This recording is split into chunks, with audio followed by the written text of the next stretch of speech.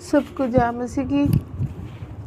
हम पढ़ेंगे नया नियम, प्रभु यीशु का शुभ संदेश, मत्ती रचित सुसमाचार। इब्राहिम की संतान दाऊद की संतान यीशु मसीह की वंशावली है। इब्राहिम से इसहाक उत्पन्न हुआ और इसहाक से याकूब उत्पन्न हुआ और याकूब से यहूदा और उसके भाई उत्पन्न हुए। यहूदा से फिरिस और यहूदा और तमार से जोहर उत्पन्न हुए और फिरिस और ह्योन उत्पन्न हुए। ह्योन से राम उत्पन्न हुए। राम से अम्मीनदाब उत्पन्न हुआ और ये अम्मीनदाब से नहशोन और नहशोन से सलमोन उत्पन्न हुआ और सलमोन से रहाब से बोआज उत्पन्न हुआ और बोआज से रूत से ओबोद उत्पन्न हुआ और ओबोद से यिशै उत्पन्न हुआ और यिशै से दाऊद राजा उत्पन्न हुआ।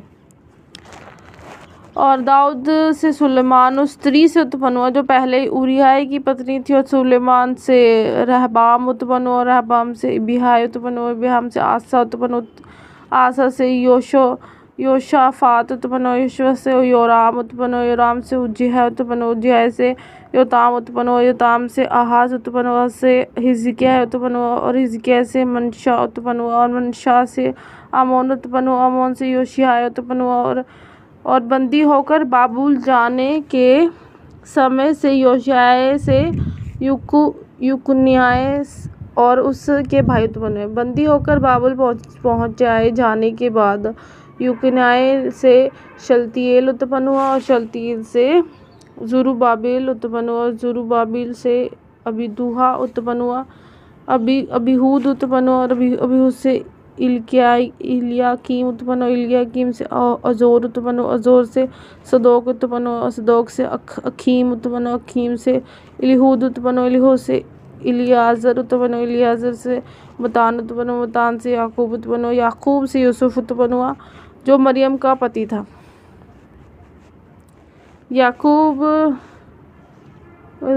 मतान से याकूब उत्पन्न हुआ। याकूब से यूसुफ उत्पन्न हुआ और जो मरियम का पति था, जिससे यीशु जो मसीह कहलाता है उत्पन्न हुआ। इब्राहिम से दाऊद तक सब 14 पीढ़ी हुई और दाऊद से बाबुल को बंदी होकर पहुंचाए जाने तक 14 पीढ़ी और बंदी होकर बाबुल को पहुंचाए जाने के समय से लेकर मसीह तक 14 पीढ़ी हुई। अब यीशु मसीह का जन्म इस प्रकार से हुआ कि जब उसकी माता मरियम की मंगनी यूसुफ के साथ हो गई तो उनके इकट्ठे होने से पहले वह पवित्र आत्मा की ओर से गर्भवती पाई गई। सो उसके पति यूसुफ ने, जो धर्मी था और उसे बदनाम करना नहीं चाहता था, उसे चुपके से त्याग देने की मनसा की।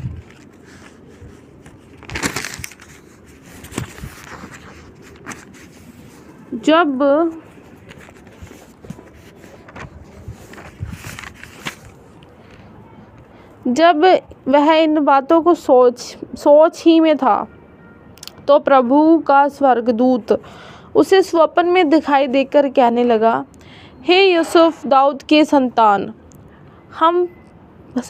तू अपनी पत्नी मरियम को अपने यहाँ ले आने से मत डर, क्योंकि जो उसके गर्भ में है वह पवित्र आत्मा की ओर से है। वह पुत्र जनेगी और तू उसका नाम यीशु रखना, क्योंकि वह अपने लोगों का उनके पापों से उद्धार करेगा। ये सब कुछ इसलिए हुआ कि जो वचन प्रभु ने भविष्यवक्ता के द्वारा कहा था वह पूरा हो, कि देखो, एक कुंवारी गर्भवती होगी और एक पुत्र जनेगी और उसका नाम इम्मानुएल रखा जाएगा, जिसका अर्थ ये है कि परमेश्वर हमारे साथ है। सो यूसुफ नींद से जागकर प्रभु के दूत की आज्ञा अनुसार अपनी पत्नी को अपने यहाँ ले आया और जब तक वह पुत्र न जनी तब तक वह उसके पास ना गया और उसने उसका नाम यीशु रखा। दूसरे अध्याय में हम पढ़ेंगे। दूसरा अध्याय, हेरोदेस राजा के दिनों में जब यहूदिया के बैतलहम में यीशु का जन्म हुआ, तो देखो पूर्व के कई ज्योतिषी यरूशलेम में आकर पूछने लगे कि यहूदियों का राजा जिसका जन्म हुआ है कहाँ है, क्योंकि हमने पूर्व में उसका तारा देखा है और उसको प्रणाम करने आए हैं। यह सुनकर हेरोदेस राजा और उसके साथ सारा यरूशलेम घबरा गया, और उसने लोगों के सब महायाजकों और शास्त्रियों को इकट्ठा करके उनसे पूछा कि मसीह का जन्म कहाँ होना चाहिए। उन्होंने उससे कहा, यहूदियों के बैतलहम में, क्योंकि भविष्यवक्ता के द्वारा यूँ लिखा गया है कि हे बैतलहम जो यहूदा के देश में है, तू किस रीति से यहूदा के अधिकारियों में सबसे छोटा नहीं, क्योंकि तुझ में से एक अधिपति निकलेगा जो मेरी प्रजा इज़राइल की रखवाली करेगा। तब हेरोदेस ने ज्योतिषियों को चुपके से बुलवाकर उनसे पूछा कि तारा ठीक किस समय दिखाई दिया था। तब हेरोदेस ने ज्योतिषियों को चुपके से बुलवाकर उनसे पूछा कि तारा ठीक किस समय दिखाई दिया था, और उसने ये कहकर उन्हें बैतलहम भेजा कि जाकर उस बालक के विषय में ठीक मालूम करो, और जब वह मिल जाए तो मुझे समाचार दो, ताकि मैं भी आकर उसको प्रणाम करूं। वह राजा की बात सुनकर चले गए, और देखो जो तारा उन्होंने पूर्व में देखा था वह उनके आगे आगे चला, और जहाँ बालक था वह उस जगह के ऊपर पहुंचकर ठहर गया। उस तारे को देखकर वे अति आनंदित हुए, और उस घर में पहुंचकर उस बालक को उसकी माता मरियम के साथ देखा, और मुंह के बल गिरकर उसे प्रणाम किया, और अपना थैला खोलकर उसको सोना और लोबान और गंधरस की भेंट चढ़ाई। और स्वप्न में ये चितौनी पाकर कि हेरोदेस के पास फिर न जाना, वे दूसरे मार्ग से होकर अपने देश को चले गए। उनके चले जाने के बाद देखो प्रभु के दूत ने स्वप्न में यूसुफ को दिखाई देकर कहा, उठ, उस बालक को और उसकी माता को लेकर मिस्र देश को भाग जा, और जब तक मैं तुझसे ना कहूँ तब तक वहीं रहना, क्योंकि हेरोदेस इस बालक को ढूंढने पर है और उसे मरवा डाले। वह रात ही को उठकर बालक को और उसकी माता को लेकर मिस्र को चल दिया, और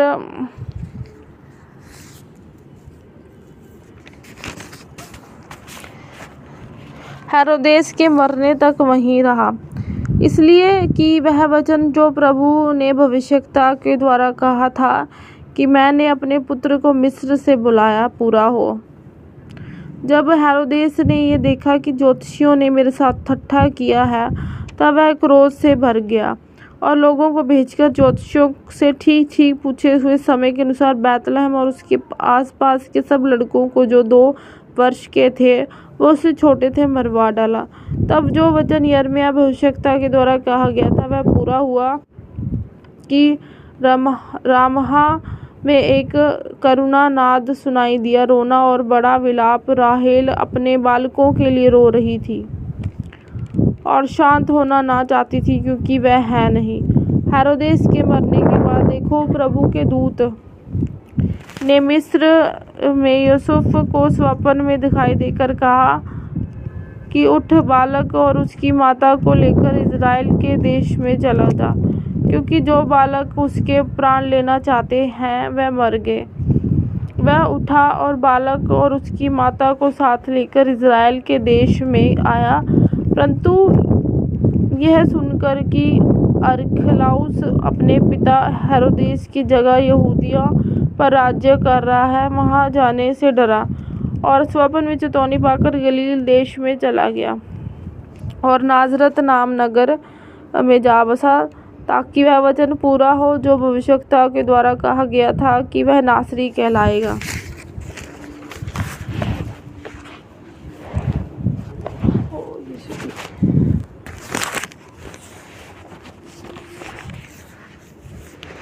तीसरा अध्याय। तीसरे अध्याय में पढ़ेंगे। उन दिनों में यूहन्ना बपतिस्मा देने वाला आकर यहूदिया के जंगल में यह प्रचार करने लगा कि मन फिराओ क्योंकि स्वर्ग का राज्य निकट आ गया है।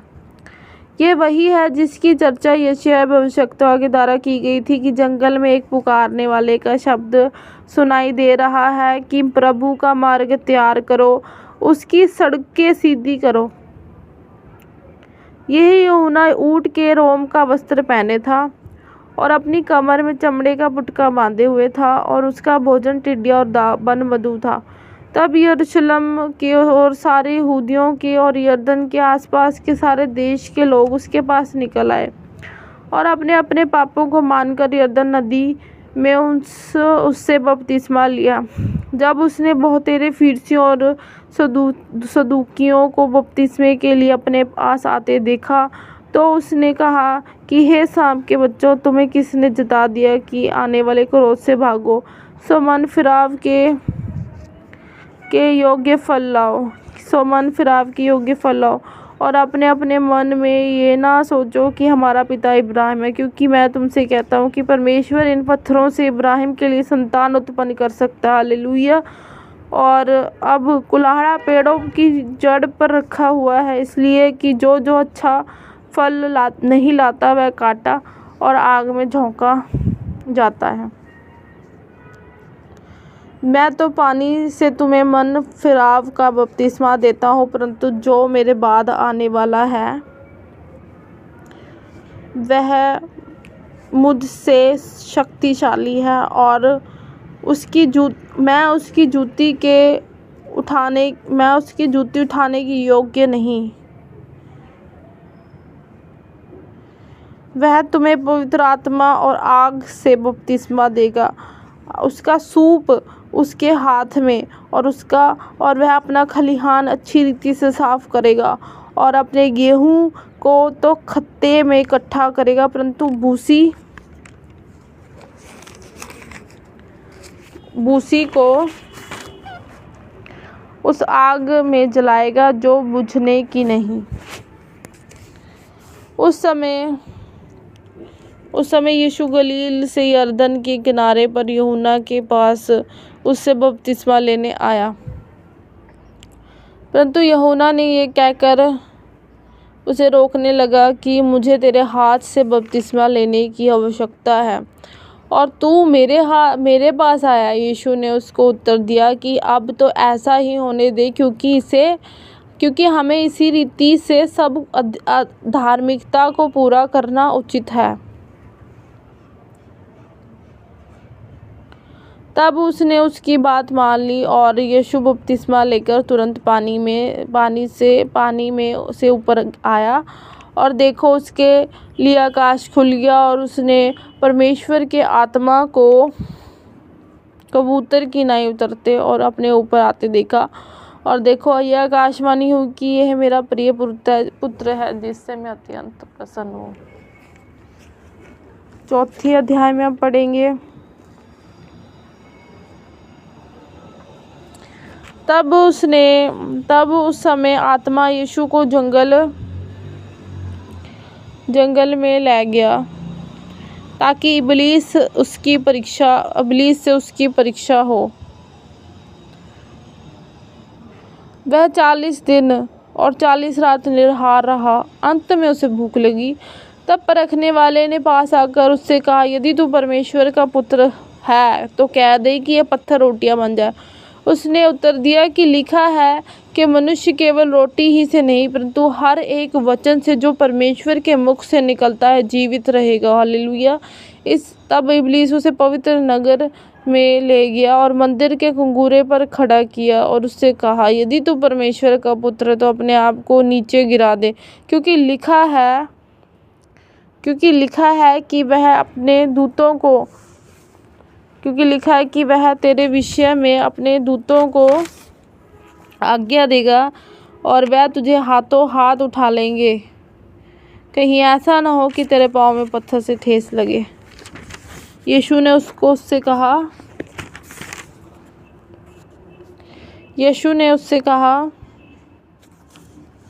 यह भी लिखा है कि तू प्रभु अपने परमेश्वर की परीक्षा ना कर। फिर शैतान उसे एक बहुत ऊंचे पहाड़ पर ले गया और सारे जगत के राज्य और उसका वैभव दिखाकर उससे कहा कि यदि तू गिरकर मुझे प्रणाम करे तो मैं ये सब कुछ तुझे दे दूंगा। तब यीशु ने उससे कहा, हे शैतान दूर हो जा, क्योंकि लिखा है कि तू प्रभु अपने परमेश्वर को प्रणाम कर और केवल उसी की उपासना कर। तब शैतान उसके पास से चला गया और देखो स्वर्गदूत आकर उसकी सेवा करने लगे। जब उसने ये सुना कि यहूदा पकड़वा दिया गया तब वह गलील को चला गया और नाजरत को छोड़कर कफरनहूम में जो झील के किनारे जबूलून और नप्ताली के देश में है जाकर रहने लगा, ताकि जो यशायाह भविष्यद्वक्ता के द्वारा कहा गया था वह पूरा हो कि जबूलून और नप्ताली के देश झील के मार्ग से यरदन के पार अन्य जातियों का गलील। जो लोग अंधकार में बैठे थे उन्होंने बड़ी ज्योति देखी, और जो मृत्यु के देश और छाया में बैठे थे उन पर ज्योति चमकी। उस समय से यीशु प्रचार करना और ये कहना आरंभ किया कि मन फिराओ, क्योंकि स्वर्ग का राज्य निकट आया है। उसने गलील की झील के किनारे फिरते हुए दो भाइयों शमौन और पतरस, जो पतरस कहलाता है,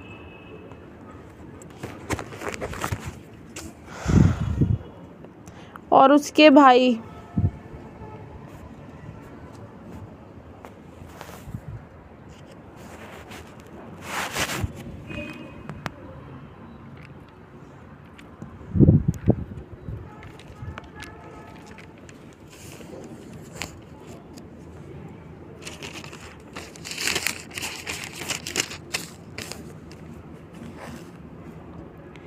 किनारे फिरते दो भाई अर्थात शमौन को जो पतरस कहलाता है और उसके भाई अंद्रयास को झील के जाल डालते देखा,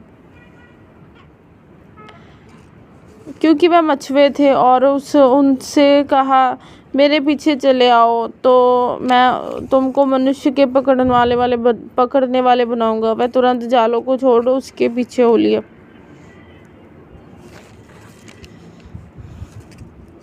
और वहां से आगे बढ़कर उसने और दो भाइयों अर्थात जब्दी के पुत्र याकूब और उसके भाई यूहन्ना और उसके अपने पिता जब्दी के साथ नाव पर अपने जालों को सुधारते देखा, और उन्हें भी बुलाया। वे तुरंत नाव पर अपने पिता को छोड़कर उसके पीछे हो लिए। और यीशु सारे गलील में फिरता हुआ उनकी सभाओं में उपदेश करता और राज्य का सुसमाचार प्रचार करता और उन लोगों की हर प्रकार की बीमारी और दुर्बलता को दूर करता रहा। और सारे सूर्या में उसका यश फैल गया और लोग सब बीमारियों को, जो नाना प्रकार की बीमारियों और दुखों में जकड़े हुए थे,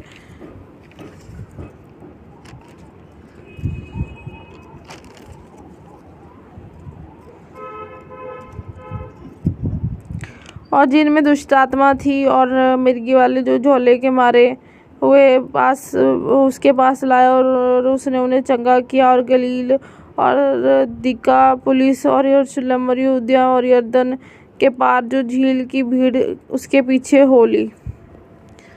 हालेलुया, प्रेज द लॉर्ड। परमेश्वर के वचन को पढ़े सुने जाने पे हम सबको आशीष मिले।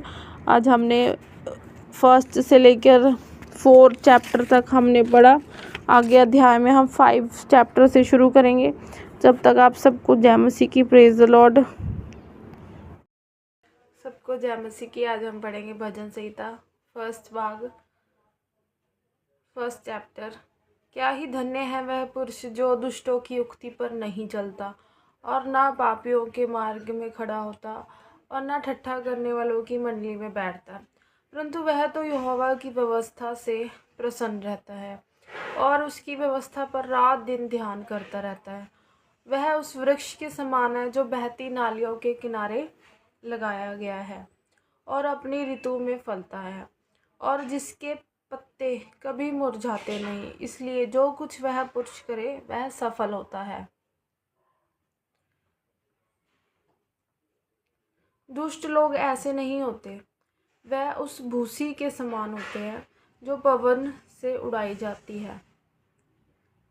इस कारण दुष्ट लोग अदालत में स्थिर ना रह सकेंगे और ना पापी धर्मियों की मंडली में ठहरेंगे, क्योंकि यहोवा धर्मियों का मार्ग जानता है, परंतु दुष्टों का मार्ग नाश हो जाएगा। आमीन। ये फर्स्ट चैप्टर है। अब हम सेकंड चैप्टर पढ़ेंगे इसका। जाति जाति के लोग क्यों हुल्लड़ मचाते हैं और देश देश के लोग व्यर्थ बातें क्यों सोच रहे हैं। यहोवा के और उसके अभिषिक्त के विरुद्ध पृथ्वी के राजा मिलकर और हाकिम आपस में सम्मति करके कहते हैं कि आओ हम उसके बंधन तोड़ डालें और उनकी रस्सियों को अपने ऊपर से उतार फेंकें। वह जो स्वर्ग में विराजमान है हंसेगा, प्रभु उनको ठट्ठों में उड़ाएगा। तब वह उनसे क्रोध करके बातें करेगा और क्रोध में कहकर उन्हें घबरा देगा कि मैं तो अपने ठहराए हुए राजा को अपने पवित्र पर्वत सिय्योन की राजगद्दी पर बैठा चुका हूँ। मैं उस वचन का प्रचार करूँगा जो यहोवा ने मुझसे कहा, तू मेरा पुत्र है, आज तू मुझसे उत्पन्न हुआ। मुझसे मांग और मैं जाति जाति के लोगों को तेरी संपत्ति होने के लिए और दूर दूर के देशों को तेरी निज भूमि बनने के लिए दे दूंगा। तू उन्हें लोहे के दरांडों के टुकड़े टुकड़े करेगा। तू कुम्हार के बर्तन की नाई उन्हें चकनाचूर कर डालेगा। इसलिए अब हे राजाओं बुद्धिमान बनो, हे पृथ्वी के न्यायों यह उपदेश ग्रहण करो। डरते हुए यहोवा की उपासना करो और कांपते हुए मगन हो। पुत्र को चूमो, ऐसा ना हो कि वह क्रोध करे और तुम मार्ग ही में नाश हो जाओ, क्योंकि क्षण भर में उसका क्रोध भड़कने को है। क्या ही धन्य है वह जिनका भरोसा उस पर है। आमीन। हालेलुया। धन्यवाद यीशु जी। ये अब पढ़ेंगे हम थर्ड चैप्टर। हे यहोवा मेरे सताने वाले कितने बढ़ गए हैं। वह जो मेरे विरुद्ध उठते हैं बहुत हैं। बहुत से मेरे प्राण के विषय में कहते हैं कि उसका बचाव परमेश्वर की ओर से नहीं हो सकता। तू मेरी महिमा और मेरे मस्तिष्क का ऊंचा करने वाला है। मैं ऊंचे शब्द से यहोवा को पुकारता हूँ। हालेलुया। और वह अपने पवित्र पर्वत पर से मुझे उत्तर देता है। हालेलुया। मैं लेटकर सो गया, फिर जाग उठा, क्योंकि यहोवा मुझे संभालता है और उन 10,000 मनुष्यों से नहीं डरता जो मेरे विरुद्ध चारों ओर पाती बांधे खड़े हैं। उठ हे यहोवा, हे मेरे परमेश्वर, मुझे बचा ले, क्योंकि तूने मेरे सब शत्रुओं को जबाड़ों पर मारा है और तूने दुष्टों के दांत तोड़ डाले हैं। हालेलुया। Thank you Jesus. उद्धार यहोवा ही की ओर से होता है। हे यहोवा, तेरी आशीष तेरी प्रजा पर हो। आमीन। हालेलुया। अब हम 4 चैप्टर पढ़ेंगे। 4। हे मेरे धर्ममय परमेश्वर, जब मैं पुकारूं तब तू मुझे उत्तर दे। जब मैं सकेती में पड़ा तब तूने मुझे विस्तार दिया। मुझ पर अनुग्रह कर और मेरी प्रार्थना सुन ले। हे मनुष्यों के पुत्रों, कब तक मेरी महिमा के बदले अनादर होता रहेगा। कब तक मेरी महिमा के बदले अनादर होता रहेगा। तुम कब तक व्यर्थ बातों से प्रीति रखोगे और झूठी युक्ति की खोज में रहोगे। यह जान रखो कि यहोवा ने भक्त को अपने लिए अलग कर रखा है। जब मैं यहोवा को पुकारूंगा तब वह सुन लेगा। हालेलुया। कांपते रहो और पाप मत करो। कांपते रहो और पाप मत करो। अपने अपने बिछोने पर मन ही मन सोचो और चुपचाप रहो। धर्म के बलिदान चढ़ाओ और यहोवा पर भरोसा रखो। बहुत से हैं जो कहते हैं कि कौन हमको कुछ भलाई दिखाएगा। हे यहोवा, तू अपने मुख का प्रकाश हम पर चमका। तूने मेरे मन में उनसे कहीं अधिक आनंद भर दिया है, जो उनको अन्न और दाख मधु की बढ़ती से होती थी। मैं शांति से लेट जाऊंगा और सो जाऊंगा, क्योंकि हे यहोवा, केवल तू ही मुझको एकांत में निश्चिंत रहने देता है। आमीन, हालेलुया। 5 चैप्टर पढ़ेंगे। हे यहोवा, मेरे वचनों पर कान लगा। हे यहोवा, मेरे वचनों पर कान लगा, मेरे ध्यान करने की ओर मन लगा। हे मेरे राजा, हे मेरे परमेश्वर, मेरी दुहाई पर ध्यान दे, क्योंकि मैं तुझी से प्रार्थना करता हूँ। हे यहोवा, भोर को मेरी वाणी तुझे सुनाई देगी।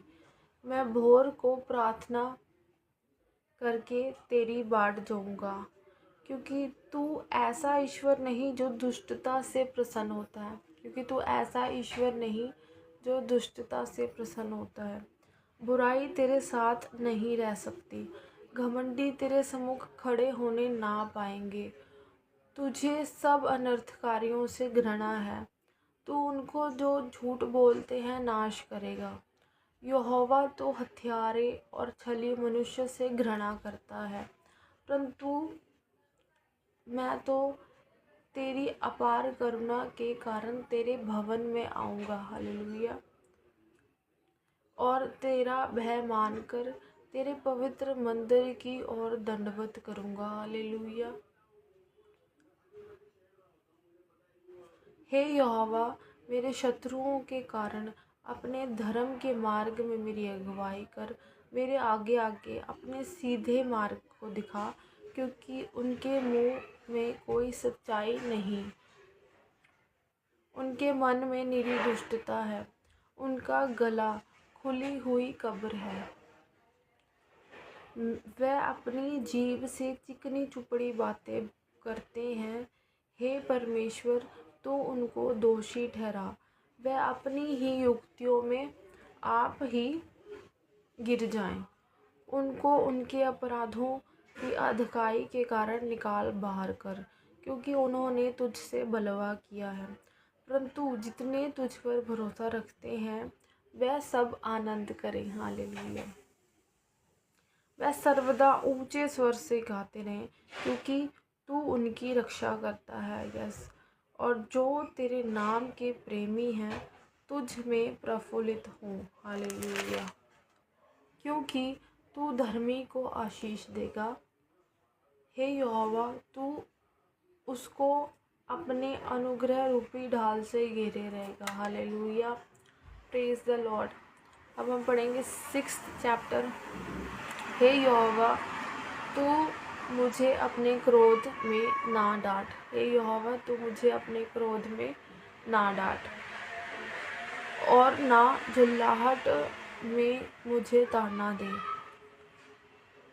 हे यहोवा, मुझ पर अनुग्रह कर, क्योंकि मैं कुमला गया हूँ। हे यहोवा, मुझे चंगा कर, क्योंकि मेरी हड्डियों में बेचैनी है। हे यहोवा, मुझे चंगा कर, क्योंकि मेरी हड्डियों में बेचैनी है। मेरा प्राण भी बहुत खेदित है। और तू हे यहोवा कब तक लौटा। हे यहोवा, हे मेरे प्राण बचा और मेरे प्राण बचा। अपनी करुणा के निमित्त मेरा उद्धार कर, क्योंकि मृत्यु के बाद तेरा स्मरण नहीं होता। हम जीते जी ही परमेश्वर को धन्यवाद दे सकते हैं, क्योंकि अपनी करुणा के अनुसार परमेश्वर हमारा उद्धार करेगा, क्योंकि मृत्यु के बाद किसी चीज़ का स्मरण नहीं होता।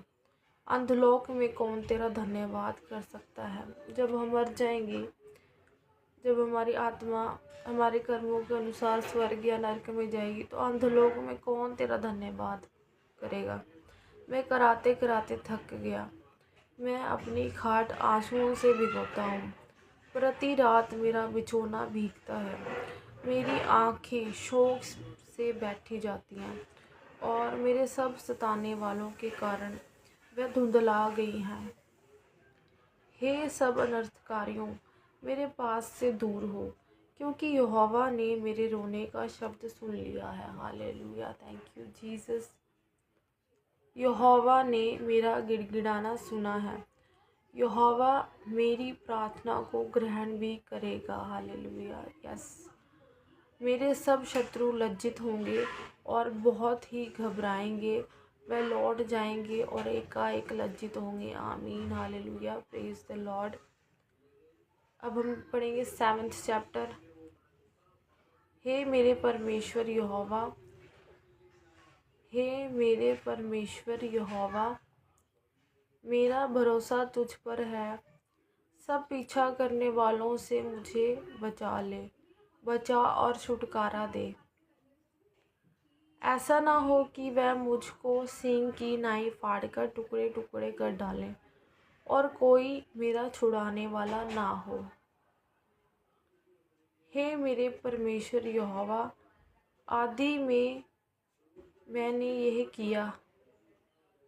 हे मेरे परमेश्वर यहोवा, आदि में मैंने ये किया हो, यदि मैंने ये किया हो, यदि मेरे हाथों से कुटिल काम हुआ हो, यदि मैं अपने मेल रखने वालों से भलाई के बदले बुराई की हो, वरन मैंने उसको जो अकारण मेरा बैरी था बचाया है, तो शत्रु मेरे प्राण का पीछा करके मुझे आ पकड़े, वरन मेरे प्राण को भूमि पर रौंदे और मेरी महिमा को मिट्टी में मिला दे।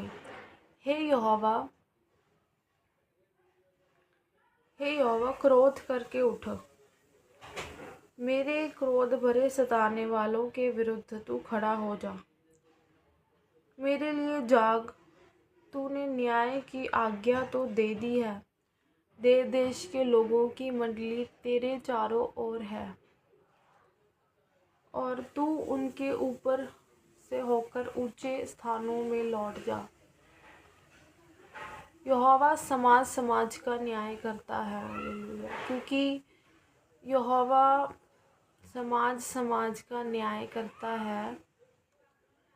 यहोवा मेरे धर्म और खराई के अनुसार मेरा न्याय चुका दे। हालेलुया। भला हो कि दुष्टों की बुराई का अंत हो जाए, परंतु धर्म को तू स्थिर कर। क्योंकि धर्मी परमेश्वर मन और मर्म का ज्ञाता है। मेरी ढाल परमेश्वर के हाथ में है, वह सीधे मन वालों को बचाता है। परंतु सबको जय मसीह की। आज हम पढ़ेंगे भजन संहिता फर्स्ट चैप्टर।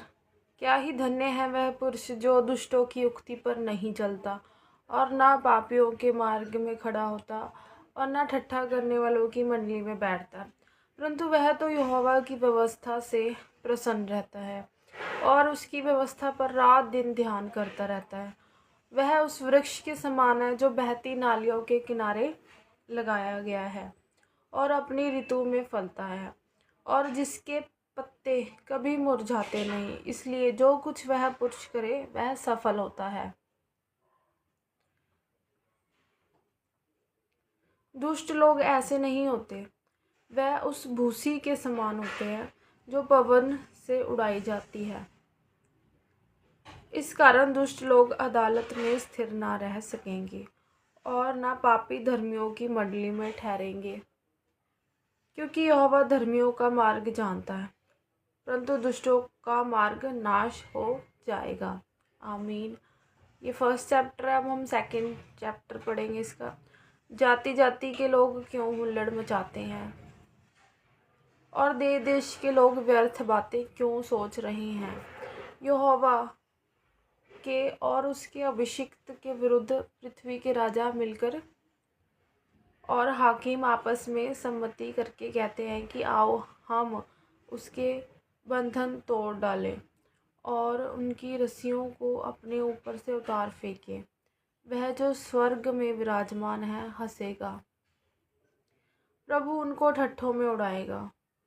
तब वह उनसे क्रोध करके बातें करेगा और क्रोध में कहकर उन्हें घबरा देगा कि मैं तो अपने ठहराए हुए राजा को अपने पवित्र पर्वत सिय्योन की राजगद्दी पर बैठा चुका हूँ। मैं उस वचन का प्रचार करूँगा जो यहोवा ने मुझसे कहा, तू मेरा पुत्र है, आज तू मुझसे उत्पन्न हुआ। मुझसे मांग और मैं जाति जाति के लोगों को तेरी संपत्ति होने के लिए और दूर दूर के देशों को तेरी निज भूमि बनने के लिए दे दूंगा। तू उन्हें लोहे के दरांडों के टुकड़े टुकड़े करेगा। तू कुम्हार के बर्तन की नाई उन्हें चकनाचूर कर डालेगा। इसलिए अब हे राजाओं, बुद्धिमान बनो, हे पृथ्वी के न्यायों, यह उपदेश ग्रहण करो। डरते हुए यहोवा की उपासना करो और कांपते हुए मगन हो। पुत्र को चूमो, ऐसा ना हो कि वह क्रोध करे और तुम मार्ग ही में नाश हो जाओ, क्योंकि क्षण भर में उसका क्रोध भड़कने को है। क्या ही धन्य है वह जिनका भरोसा उस पर है। आमीन, हालेलुया, धन्यवाद यीशु जी। ये अब पढ़ेंगे हम 3rd चैप्टर। हे यहोवा, मेरे सताने वाले कितने बढ़ गए हैं। वह जो मेरे विरुद्ध उठते हैं बहुत हैं। बहुत से मेरे प्राण के विषय में कहते हैं कि उसका बचाव परमेश्वर की ओर से नहीं हो सकता। तू मेरी महिमा और मेरे मस्तिष्क का ऊंचा करने वाला है। मैं ऊंचे शब्द से यहोवा को पुकारता हूँ, हालेलुया, और वह अपने पवित्र पर्वत पर से मुझे उत्तर देता है, हालेलुया। मैं लेटकर सो गया, फिर जाग उठा, क्योंकि यहोवा मुझे संभालता है और उन 10,000 मनुष्य से नहीं डरता जो मेरे विरुद्ध चारों ओर पाती बांधे खड़े हैं। उठ हे यहोवा, हे मेरे परमेश्वर, मुझे बचा ले, क्योंकि तूने मेरे सब शत्रुओं को जबाड़ों पर मारा है और तूने दुष्टों के दांत तोड़ डाले हैं। Hallelujah, thank you Jesus. उद्धार यहोवा ही की ओर से होता है। हे यहोवा, तेरी आशीष तेरी प्रजा पर हो। आमीन, हालेलुया। अब हम 4 चैप्टर पढ़ेंगे 4। हे मेरे धर्ममय परमेश्वर, जब मैं पुकारूं तब तू मुझे उत्तर दे। जब मैं सकेती में पड़ा तब तूने मुझे विस्तार दिया। मुझ पर अनुग्रह कर और मेरी प्रार्थना सुन ले। हे मनुष्यों के पुत्रों, कब तक मेरी महिमा के बदले अनादर होता रहेगा? कब तक मेरी महिमा के बदले अनादर होता रहेगा? तुम कब तक व्यर्थ बातों से प्रीति रखोगे और झूठी युक्ति की खोज में रहोगे? यह जान रखो कि यहोवा ने भक्त को अपने लिए अलग कर रखा है। जब मैं यहोवा को पुकारूंगा तब वह सुन लेगा। हालेलुया। कांपते रहो और पाप मत करो। कांपते रहो और पाप मत करो। अपने अपने बिछौने पर मन ही मन सोचो और चुपचाप रहो। धर्म के बलिदान चढ़ाओ और यहोवा पर भरोसा रखो। बहुत से हैं जो कहते हैं कि कौन हमको कुछ भलाई दिखाएगा। हे यहोवा, तू अपने मुख का प्रकाश हम पर चमका। तूने मेरे मन में उनसे कहीं अधिक आनंद भर दिया है, जो उनको अन्न और दाख मधु की बढ़ती से होती थी। मैं शांति से लेट जाऊंगा और सो जाऊंगा, क्योंकि हे यहोवा, केवल तू ही मुझको एकांत में निश्चिंत रहने देता है। आमीन, हालेलुया। 5 चैप्टर पढ़ेंगे। हे यहोवा, मेरे वचनों पर कान लगा। हे यहोवा, मेरे वचनों पर कान लगा।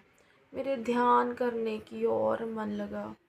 हे मेरे राजा, हे मेरे परमेश्वर, मेरी दुहाई पर ध्यान दे, क्योंकि मैं तुझी से प्रार्थना करता हूँ। हे यहोवा, भोर को मेरी वाणी तुझे सुनाई देगी, मैं भोर को प्रार्थना करके तेरी बाट जाऊंगा, क्योंकि तू ऐसा ईश्वर नहीं जो दुष्टता से प्रसन्न होता है, क्योंकि तू ऐसा ईश्वर नहीं जो दुष्टता से प्रसन्न होता है। बुराई तेरे साथ नहीं रह सकती, घमंडी तेरे सम्मुख खड़े होने ना पाएंगे। तुझे सब अनर्थकारियों से घृणा है, तू उनको जो झूठ बोलते हैं नाश करेगा। यहोवा तो हत्यारे और छली मनुष्य से घृणा करता है, परंतु मैं तो तेरी अपार करुणा के कारण तेरे भवन में आऊँगा। हालेलुया। और तेरा भय मानकर तेरे पवित्र मंदिर की ओर दंडवत करूँगा। हालेलुया। हे यहोवा, मेरे शत्रुओं के कारण अपने धर्म के मार्ग में मेरी अगुवाई कर। मेरे आगे आगे अपने सीधे मार्ग को दिखा, क्योंकि उनके मुंह में कोई सच्चाई नहीं, उनके मन में निरी दुष्टता है, उनका गला खुली हुई कब्र है। वह अपनी जीभ से चिकनी चुपड़ी बातें करते हैं। हे परमेश्वर, तो उनको दोषी ठहरा, वह अपनी ही युक्तियों में आप ही गिर जाएं। उनको उनके अपराधों की अधिकाई के कारण निकाल बाहर कर, क्योंकि उन्होंने तुझसे बलवा किया है। परंतु जितने तुझ पर भरोसा रखते हैं वह सब आनंद करें। हालेलुया। वह सर्वदा ऊंचे स्वर से गाते रहें, क्योंकि तू उनकी रक्षा करता है। यस। और जो तेरे नाम के प्रेमी हैं तुझ में प्रफुल्लित हों। हालेलुया। क्योंकि तू धर्मी को आशीष देगा। हे यहोवा, तू उसको अपने अनुग्रह रूपी ढाल से घेरे रहेगा। हालेलुया। Praise the Lord. अब हम पढ़ेंगे 6th चैप्टर। हे यहोवा, तू मुझे अपने क्रोध में ना डांट। हे यहोवा, तू मुझे अपने क्रोध में ना डांट और ना झुल्लाहट में मुझे ताड़ना दे। हे यहोवा, मुझ पर अनुग्रह कर, क्योंकि मैं कुमला गया हूँ। हे यहोवा, मुझे चंगा कर, क्योंकि मेरी हड्डियों में बेचैनी है।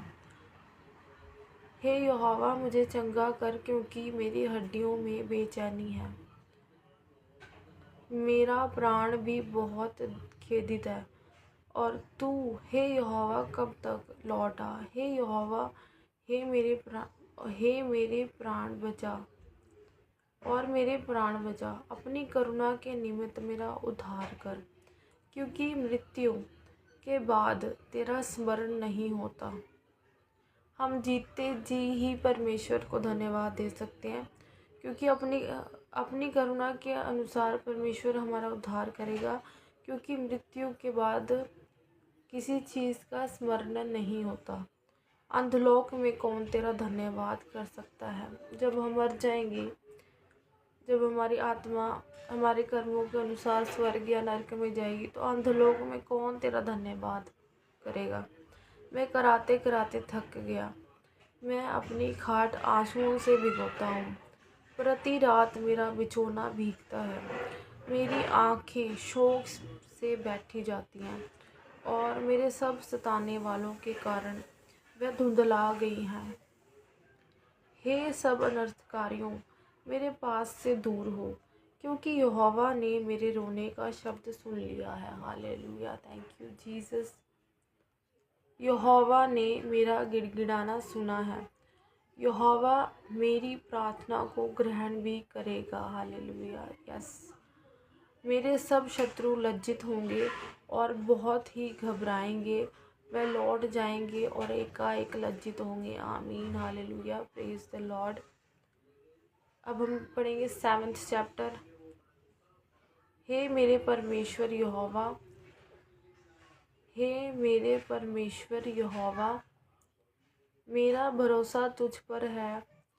सब पीछा करने वालों से मुझे बचा और छुटकारा दे।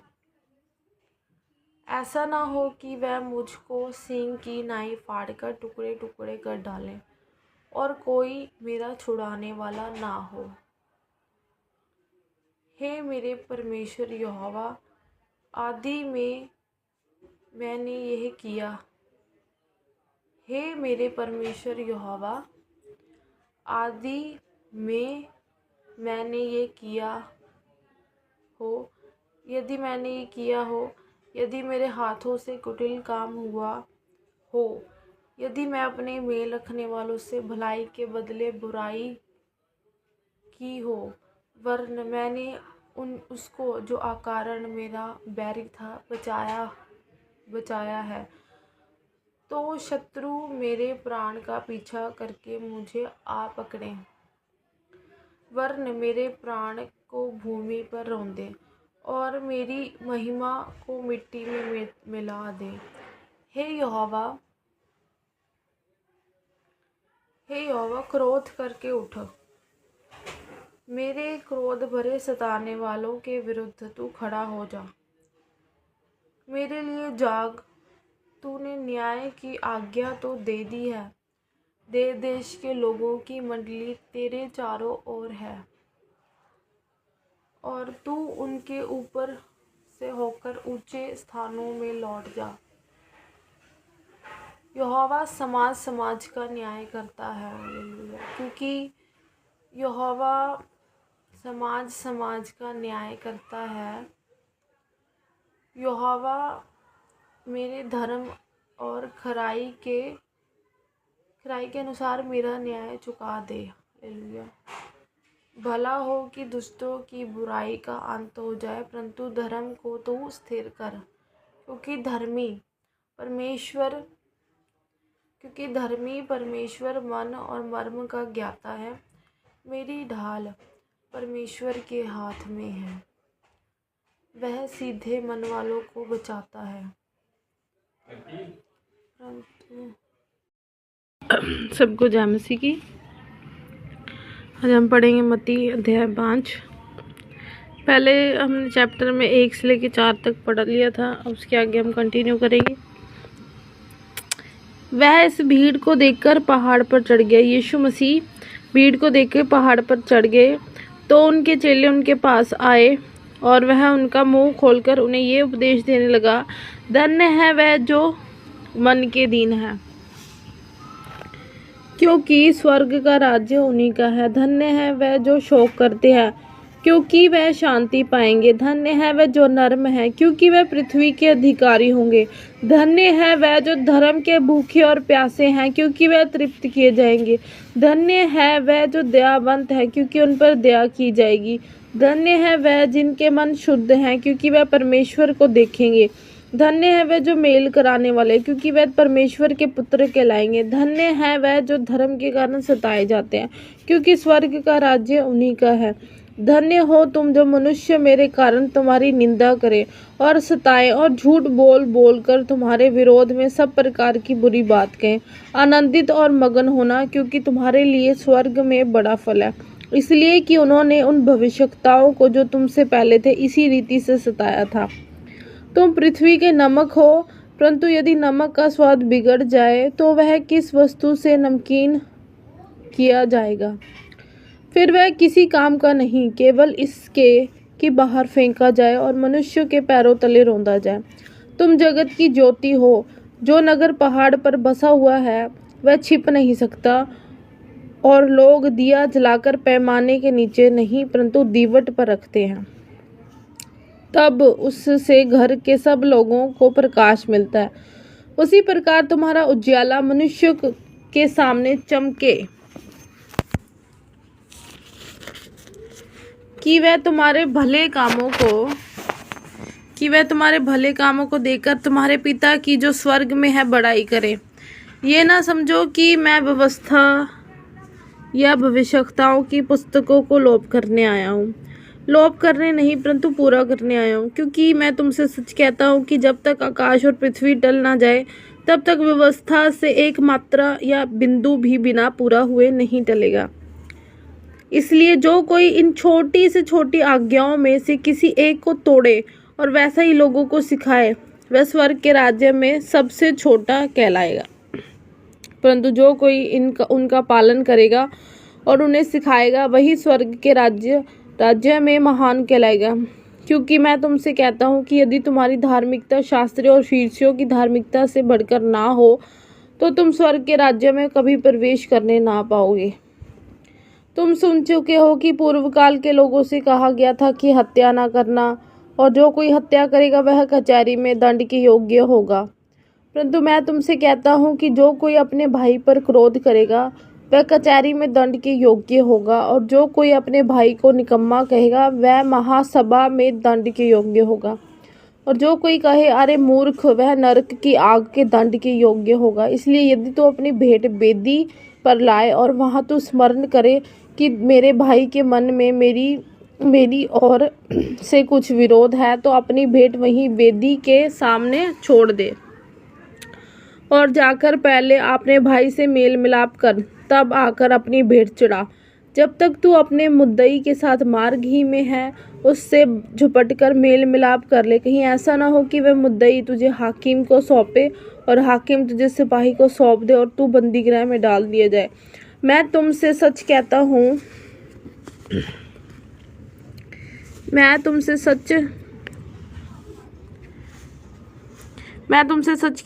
कि जब तक तू कौड़ी कौड़ी भर ना दे तब तक वहां से छूटने ना पाएगा।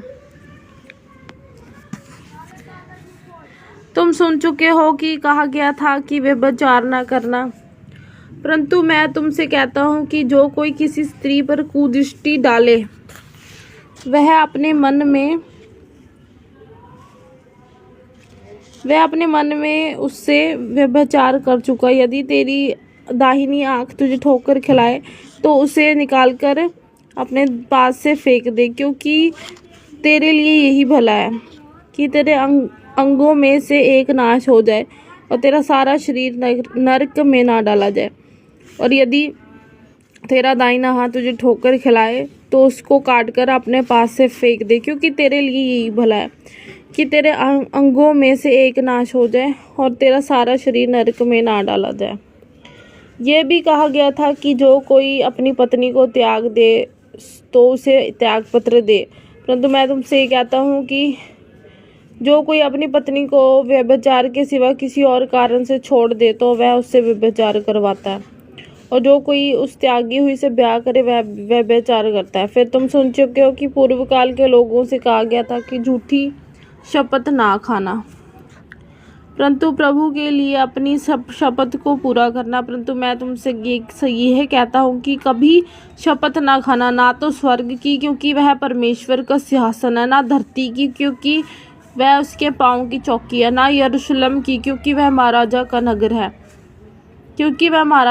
अपने सिर की भी शपथ ना खाना, क्योंकि तू एक बाल को भी ना उजला ना काला कर सकता है, परंतु तुम्हारी बात हाँ की हाँ या नहीं की नहीं हो, क्योंकि जो कुछ इससे अधिक होता है वह बुराई से होता है। तुम सुन चुके हो कि कहा गया था कि आँख के बदले आँख और दांत के बदले दांत, परंतु मैं तुमसे ये कहता हूँ कि बुरे का सामना ना करना, परंतु जो कोई तेरे दाहिने गाल पर थप्पड़ मारे उसकी और दूसरा भी फेर दे। और यदि कोई तुझ पर नालिश करके तेरा कुर्ता लेना चाहे तो उसे दोहर भी लेने दे। और जो कोई तुझे कोस भर बेगार में ले जाए तो उसके साथ 2 कोस चला जा। जो कोई तुझसे मांगे उसे दे, और जो तुझसे उधार लेना चाहे उससे मुंह ना मोड़।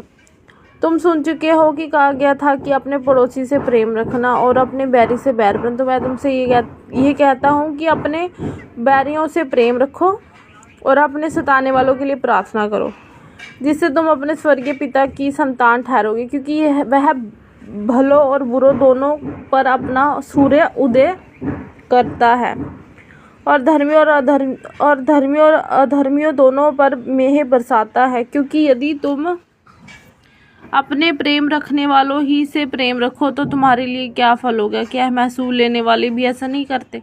और यदि तुम केवल अपने भाइयों ही को नमस्कार करो तो कौन सा बड़ा काम करते हो? क्या अन्य जाति भी ऐसा नहीं करती? इसलिए चाहिए कि तुम सिद्ध बने रहो जैसा तुम्हारा स्वर्गीय पिता सिद्ध है। हालेलुया। अब हम पढ़ेंगे अध्याय 6। सावधान रहो तो मनुष्य की दिखाने के लिए अपने धर्म के काम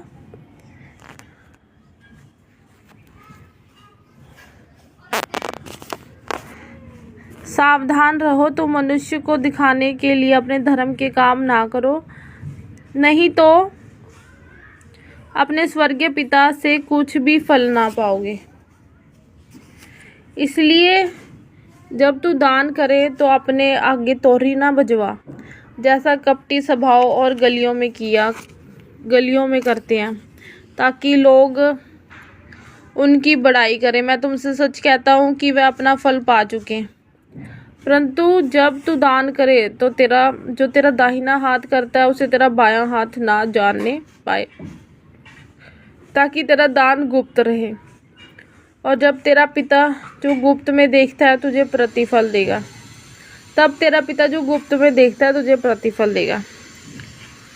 और जब तू प्रार्थना करे तो कपटियों के समान ना हो, क्योंकि लोगों को दिखाने के लिए सभाओं में और सड़कों की मोड़ों पर खड़े होकर प्रार्थना करना उनको अच्छा लगता है। मैं तुमसे सच कहता हूँ कि वे अपना प्रतिफल पा चुके। परंतु जब तू प्रार्थना करे तो अपनी कोठरी में जा और द्वार बंद कर, अपने पिता से जो गुप्त में है प्रार्थना कर, और तब तेरा पिता जो गुप्त में देखता है तुझे प्रतिफल देगा। हालेलुया। प्रार्थना करते समय अन्य जातों की नहीं बक बक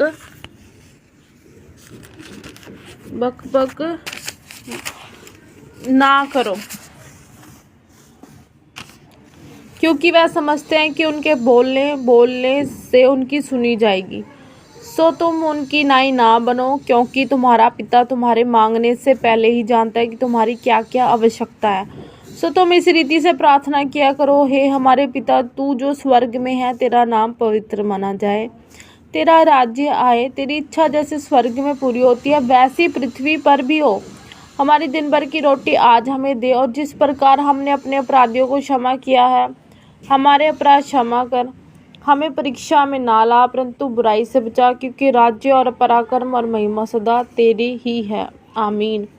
इसलिए तुम मनुष्यों के अपराध क्षमा करोगे तो तुम्हारा स्वर्गीय पिता भी तुम्हें क्षमा करेगा, और यदि तुम मनुष्यों के अपराध क्षमा ना करोगे तो तुम्हारा पिता भी तुम्हारे अपराध क्षमा ना करेगा। जब तुम उपवास करो तो कपटियों की नाई तुम्हारे मुंह पर उदासी ना छाई रहे, क्योंकि वे अपना मुंह बनाए रहते हैं ताकि लोग उन्हें उपवासी जाने।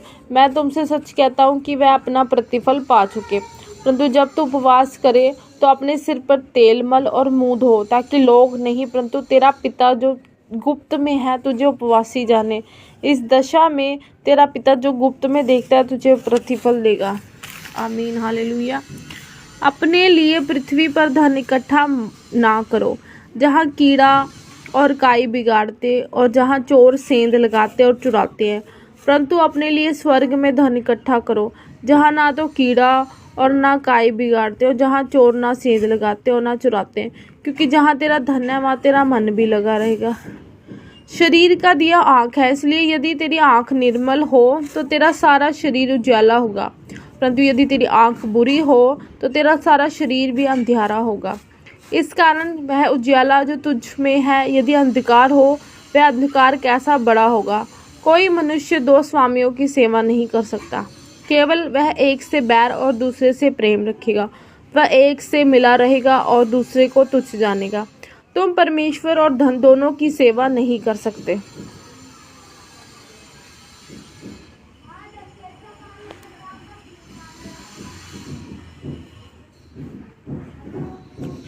तुम परमेश्वर और धन दोनों की सेवा नहीं कर सकते। इसलिए मैं तुमसे कहता हूँ कि अपने प्राण के लिए ये चिंता ना करना कि हम क्या खाएंगे और क्या पिएंगे, और ना अपने शरीर के लिए कि क्या पहनेंगे। क्या प्राण भोजन से और शरीर वस्त्र से बढ़कर नहीं? आकाश के पक्षियों को देखो, वह ना तो बोते हैं, ना काटते हैं और ना खत्तों में बटोरते हैं, तो भी तुम्हारा स्वर्गीय पिता उनको खिलाता है। हालेलुया। क्या तुम उनसे अधिक मूल्य नहीं रखते? तुम में कौन है जो चिंता करके अपनी अवस्था में एक घड़ी भी बढ़ा सकता है? और वस्त्र के लिए क्यों चिंता करते हो? जंगली शोषणों पर ध्यान करो कि वे कैसे बढ़ते हैं, वह ना तो परिश्रम करते ना काटते हैं। तो भी मैं तुमसे कहता हूँ कि सुलेमान भी अपने सारे विभव में उनमें से किसी के समान वस्त्र पहने हुए ना था। इसलिए जब परमेश्वर मैदान की घास को, जो आज है और कल झाड़ में झोंकी जाएगी, ऐसा वस्त्र पहनाता है, तो हे अल्प विश्वासियों, तुमको वह क्यों कर ना पहनाएगा। इसलिए तुम चिंता करके ये ना कहना कि हम क्या खाएंगे और क्या पिएंगे और क्या पहनेंगे, क्योंकि अन्य जाति इन सब वस्तुओं की खोज में रहते हैं, और तुम्हारा स्वर्गीय पिता जानता है कि तुम्हें ये सब वस्तुएं चाहिए। इसलिए पहले तुम उसके राज्य और धर्म की खोज करो, तो ये सब वस्तुएं भी तुम्हें मिल जाएंगी। सो कल के लिए चिंता ना करो, क्योंकि कल का दिन अपनी चिंता आप कर लेगा। आज के लिए आज ही का दुख बहुत है। दोष मत लगाओ कि तुम पर भी दोष ना लगाया जाए, क्योंकि जिस प्रकार तुम दोष लगाते हो उसी प्रकार तुम पर भी दोष लगाया जाएगा, और जिस नाप से तुम नापते हो उसी से तुम्हारे लिए भी नापा जाएगा। तू क्यों अपने भाई की आँख के तिनके को देखता है और अपनी आँख का लट्ठा तुझे नहीं सूझता। और जब तेरी ही आँख में लट्ठा है तो तू अपने भाई को क्यों कर कह सकता है कि ला मैं तेरी आँख से तिनका निकाल दूं। हे कपटी, पहले अपनी आँख में से लट्ठा निकाल ले, तब तू अपने भाई की आँख का तिनका भली भांति देकर निकाल सकेगा।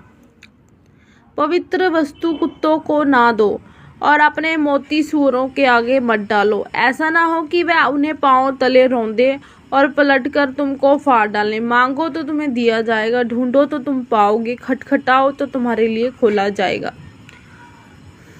क्योंकि जो कोई मांगता है उसे मिलता है, और जो ढूंढता है वह पाता है, जो खटखटाता है उसके लिए खोला जाएगा। तुम में से कौन मनुष्य है कि यदि उसका पुत्र उससे रोटी मांगे तो वह उसे पत्थर दे, वह मछली मांगे तो उसे सांप दे। सो जब तुम बुरे होकर अपने बच्चों को अच्छी वस्तुएं देना जानते हो, तो तुम्हारा स्वर्गीय पिता अपने मांगने वालों को अच्छी वस्तु क्यों ना देगा। इस कारण जो कुछ तुम चाहते हो कि मनुष्य तुम्हारे साथ करे, तुम भी उनके साथ वैसा ही करो, क्योंकि व्यवस्था और आवश्यकताओं की शिक्षा यही है। साकेत फाटक से प्रवेश करो, क्योंकि चौड़ा है वह फाटक जो चाकल है, वह मार्ग जो विनाश को पहुंचता है, और बहुतेरे हैं जो उसमें प्रवेश करेंगे। क्योंकि सकेत है वह फाटक जो सकरा है, वह मार्ग जो जीवन को पहुंचाता है, और थोड़े ही जो उससे पाते हैं। झूठे भविष्यवक्ताओं से सावधान हो, जो भेड़ों के भेष में तुम्हारे पास आते हैं, परंतु अंतर में फाड़ने वाले भेड़िए हैं। उनके फलों से तुम उन्हें पहचान लोगे। क्या भेड़ियों से अंगूर व ऊँट कटारों से अंजीर तोड़ते हैं? क्या झाड़ियों से अंगूर और ऊँट कटारों से अंजीर तोड़ते हैं? इसी प्रकार हर एक अच्छा पेड़ अच्छा फल लाता है, और निकम्मा पेड़ बुरा फल लाता है।